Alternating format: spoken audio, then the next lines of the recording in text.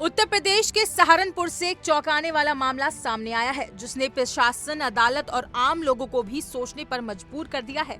मामला है वक्फ की जमीन को लेकर, लेकिन असल में बात कुछ और ही निकली।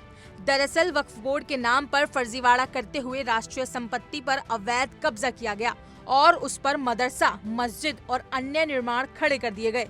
इतना ही नहीं, इन संपत्तियों से किराया भी वसूला जा रहा था, वो भी बिना किसी कानूनी हक के। जब मामला इलाहाबाद हाई कोर्ट पहुंचा तो खुद कोर्ट ने इसे अनोखा केस करार दिया। पूरा मामला तब शुरू हुआ जब एक वक्फ मदरसे कासिम उल उलूम ने इलाहाबाद हाई कोर्ट में एक याचिका दायर की। याचिका में कोर्ट से मांग की गई कि NHI और जिला प्रशासन को उस जमीन पर बने मदरसे, मस्जिद और एक पुलिस चौकी को गिराने से रोका जाए। साथ ही याचिकाकर्ता ने नए निर्माण पर भी रोक लगाने की गुहार लगाई। याचिका में दावा किया गया कि ये संपत्ति वक्फ की है और वर्षों से धार्मिक व शैक्षणिक कार्यों में इस्तेमाल हो रही है। लेकिन जब अदालत ने इस मामले की तहकीकात की तो सच कुछ और ही सामने आया। न्यायमूर्ति रोहित रंजन अग्रवाल की एकल पीठ के समक्ष पेश दस्तावेजों में कहीं भी ये नहीं पाया गया कि ये जमीन वक्फ बोर्ड में पंजीकृत है। कोर्ट ने दो टूक कहा कि याचिकाकर्ता ये साबित करने में पूरी तरह असफल रहा है कि ये जमीन वक्फ अधिनियम 1995 के तहत वक्फ संपत्ति है। अदालत को बताया गया कि ये भूमि दरअसल भारतीय राष्ट्रीय राजमार्ग प्राधिकरण यानी कि NHAI की है और इसे केंद्र सरकार की योजनाओं के तहत अधिग्रहित किया गया था। ये सरकारी जमीन थी जिस पर जबरन धार्मिक और शैक्षणिक ढांचे खड़े कर दिए गए और अब उसे वक्फ की संपत्ति बताकर न केवल कब्जा किया जा रहा था बल्कि उससे किराया भी वसूला जा रहा था। मामला केवल यही नहीं रुका। इससे पहले इस मुद्दे पर निचली अदालत में भी सुनवाई हुई थी, जहां प्रतिवादी पक्ष की संशोधन याचिका स्वीकार कर ली गई थी। इसके विरोध में वक्फ पक्ष ने पुनर्निरीक्षण याचिका दाखिल की, लेकिन वहां भी उन्हें हार मिली। अंततः मामला हाईकोर्ट पहुंचा, जहां सारा फर्जीवाड़ा उजागर हुआ। हाईकोर्ट ने 12 मई को सुनवाई के दौरान याचिका खारिज कर दी और कहा कि केवल मौखिक दावे के आधार पर किसी सार्वजनिक संपत्ति को धार्मिक संस्था की संपत्ति नहीं माना जा सकता।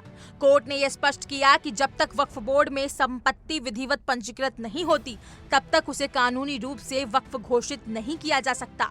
इस फैसले को 30 मई को सार्वजनिक किया गया और इसके बाद मामला सोशल मीडिया और न्यूज चैनलों की सुर्खियों में आ गया। ये मामला इसलिए भी जरूरी है क्योंकि ये सिर्फ एक जमीन के विवाद से जुड़ा हुआ नहीं है, बल्कि ये सवाल उठाता है कि किस प्रकार कुछ संस्थाएं धार्मिक आस्था का सहारा लेकर सरकारी जमीनों पर अवैध कब्जा करती हैं और फिर उसे कानूनी जामा पहनाने की कोशिश करती हैं। NHAI की जमीन, जो कि केंद्र सरकार के अंतर्गत आती है, उस पर इस तरह का अतिक्रमण कई गंभीर प्रश्न खड़े करता है, खास तौर पर प्रशासन की लापरवाही, वक्फ बोर्ड की निगरानी व्यवस्था और धर्म के नाम पर हो रहे कानून के दुरुपयोग को लेकर। इस फैसले से कड़ा संदेश भी गया है कि अदालतें अब केवल दस्तावेजों और कानूनी साक्ष्यों के आधार पर ही फैसले लेंगी, मौखिक दावे या भावनात्मक अपीलों के आधार पर नहीं। कोर्ट ने याचिकाकर्ता की नीयत पर सवाल उठाते हुए कहा कि यह मामला पब्लिक प्रॉपर्टी पर अवैध कब्जे का था, जिसे धर्म की आड़ में बचाने की कोशिश की जा रही थी। इस पूरी घटना ने देश भर में वक्फ संपत्तियों की पारदर्शिता और निगरानी पर एक नई बहस छेड़ दी है। ऐसे कई मामलों की पुनः जांच की मांग की जा रही है, जहां सरकारी या सार्वजनिक जमीनों पर वक्फ के नाम पर निर्माण कर लिया गया है। क्या अब समय आ गया है कि वक्फ संपत्तियों की एक ऑडिट प्रक्रिया हो और हर संपत्ति को सार्वजनिक पोर्टल पर अपलोड किया जाए? क्या ऐसी व्यवस्थाओं के माध्यम से भविष्य में इस प्रकार के फर्जीवाड़े रोके जा सकते हैं? ये मामला हमें बताता है कि कानून और व्यवस्था के बिना धार्मिक या सामाजिक संस्थाओं का संचालन नहीं हो सकता। धर्म का इस्तेमाल जमीन हथियाने या कानून को झुकाने के लिए किया जाए तो ये न केवल प्रशासन के लिए एक चुनौती बनता है, बल्कि आम नागरिकों के विश्वास पर भी चोट करता है।